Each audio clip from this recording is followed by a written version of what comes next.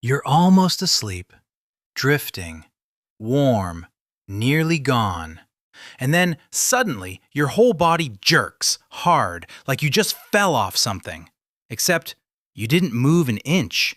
You're lying perfectly still in your bed. So why is your brain absolutely convinced you're falling? There are three reasons. The first is happening inside your body right now.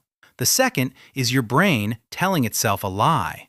And the third goes back millions of years to a version of you that fell asleep in a tree. It happens to almost everyone, somewhere around 70% of people, night after night. Scientists have a name for it, a hypnic jerk, a sleep start. You're sinking down, the world going quiet and soft, and then a sudden kick, a gasp, sometimes a flash of light or a fragment of a half-formed dream, a missed step, a trip off a curb, sometimes an image of falling so vivid that your hand shoots out and grabs the mattress before you even know you're awake. You know exactly the feeling. Almost everyone does. And here's the first strange thing you should know. It is not random, and it is not a glitch. Your brain is doing this on purpose. Something in your head decided in that instant that throwing you awake was the right thing to do. To understand why, we have to slow down and catch the exact moment your mind hands the controls over to sleep. Because falling asleep is not the gentle fade you think it is. And in that handover, something quietly goes wrong. Falling asleep isn't a switch you flip. It's a handover, a slow, overlapping shift change between two systems in your brain. One system is powering you down. Your heart rate drops, your breathing slows, your muscles go loose and heavy, getting ready to be paralyzed for the night. But the other system, the ancient alert network deep in your brainstem that has kept you alive all day, constantly scanning for danger, does not switch off the moment you close your eyes. It powers down slowly. So for a few strange seconds, both systems are running at once. You are asleep and on guard at the very same time. And in those seconds, as your muscles suddenly go slack, that alert system gets hit with a wave of confusing signals. The body going still, the limbs going heavy, the sense of control draining away. Most nights, it ignores them. But sometimes it reads that sudden loss of muscle tone as something else entirely, as a sign that something is wrong, as an emergency. And it does the one thing it is built to do in an emergency. It slams your muscles back online with a single hard jolt of electricity to wake you, to save you. That jolt, that's it. That's the jerk. The kick that nearly throws you out of bed is your own brain trying to rescue you from a threat that was never there.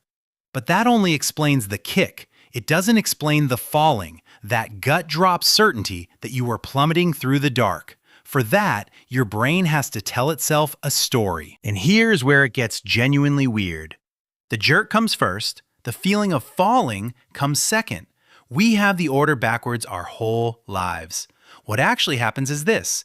Your body jolts, and then, a heartbeat later, the conscious part of your brain notices the sudden movement and asks a simple question.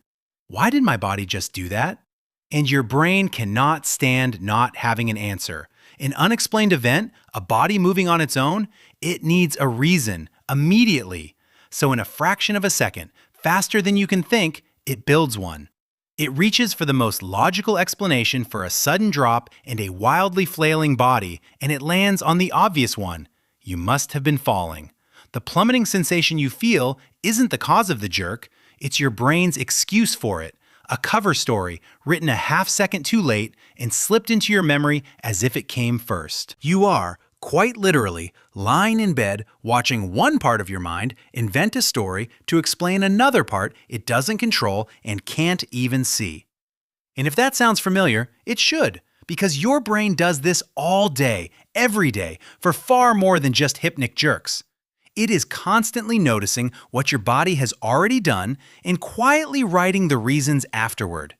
You snap at someone, and a reason they deserved it arrives a moment later. You reach for your phone, then explain to yourself why you needed to. The action comes first, the story comes second. The falling feeling is just the rare, vivid moment you get to catch your own brain in the act. Which leaves one last question, the strangest of all. Of all the stories your brain could tell, why this one? Why falling? Why not flying or floating or nothing at all? The answer isn't anywhere in your brain today. It's in your family tree. Millions of years ago, long before beds, before houses, before fire, our primate ancestors slept the way many monkeys and apes still sleep today, up in the trees. And if you are a small animal asleep on a branch high above the ground, there is exactly one signal that means death. Your muscles going limp while you are still up high. Because that sudden, total relaxation is the precise feeling of letting go of the branch. It is the last thing that happens right before you fall. So here is the idea that sleep scientists have proposed. Somewhere across millions of years, evolution may have wired in a safeguard, a simple, brutal rule burned into the nervous system. The instant the body goes fully limp during sleep, do not trust it. Fire a reflex, tense everything, grab on, catch yourself, now. Picture two of our ancestors dozing on the same branch. One has that reflex. As sleep loosens its grip, its body jerks, its hands clamp down, and it stays in the tree. The other doesn't jerk. It simply relaxes and slides off into the dark. Only one of them lives to have children. Run that test for 1,000,000 years, across countless nights and countless ancestors, and you keep only the jerkers. You keep the bodies that flinch awake at the first feeling of letting go. And that reflex, that ancient, life-saving flinch, may still be firing tonight, in your bed, in a body that hasn't slept in a tree for 1,000,000 years. Now be honest about what this is. It's a hypothesis, and a nearly impossible one to prove, because reflexes don't leave fossils. But it fits almost too well, and it doesn't stand alone. Newborn babies are born with a fierce, automatic grasp. Press a finger into a newborn's palm and it grips, hard, a reflex many scientists believe is a leftover from clinging to a mother's fur up in the trees. The urge to grab and hold the instant you start to slip may simply run deeper in us than we ever realized. The falling feeling, the grab, the gasp, it is the exact shape of an animal saving its own life in a tree. Your mattress is perfectly safe. Your brain just never got the memo. You're not falling. You're remembering. So put all three together and you can finally see the whole strange machine. As you fall asleep, your sleep system and your alert system overlap for a few seconds. That's reason one.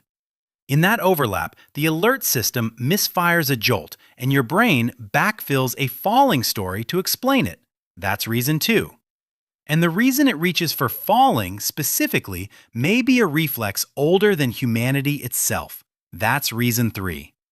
One small twitch in the dark, and underneath it, three different versions of you, all arguing at once about whether you are safe. A body, a storyteller, and an ancestor who still thinks you're in a tree. And if you'd like them to argue a little less often, the fixes are simple. Cut your caffeine in the afternoon, not the evening. Don't do hard exercise right before bed. And get enough sleep in the first place, because hypnic jerks spike when you are both exhausted and wired, when you crash into bed with a body that's still racing. The calmer you go down, the quieter the handover. So tonight, when you feel that drop, you'll know the truth. Your brain spends every single night quietly inventing stories to explain your own body. And the falling jerk is only the beginning. One question before you go. What does your hypnic jerk feel like? A fall? A trip? A missed step? A flash of something? Tell me in the comments. I read every one. Because next time, we're going somewhere stranger. The 2 hours of every single day that your brain simply deletes, erases completely, and you never even notice they're gone. If catching your own mind in the act unsettled you tonight, you'll want to be here for that one. subscribe, and I'll see you in the next mystery.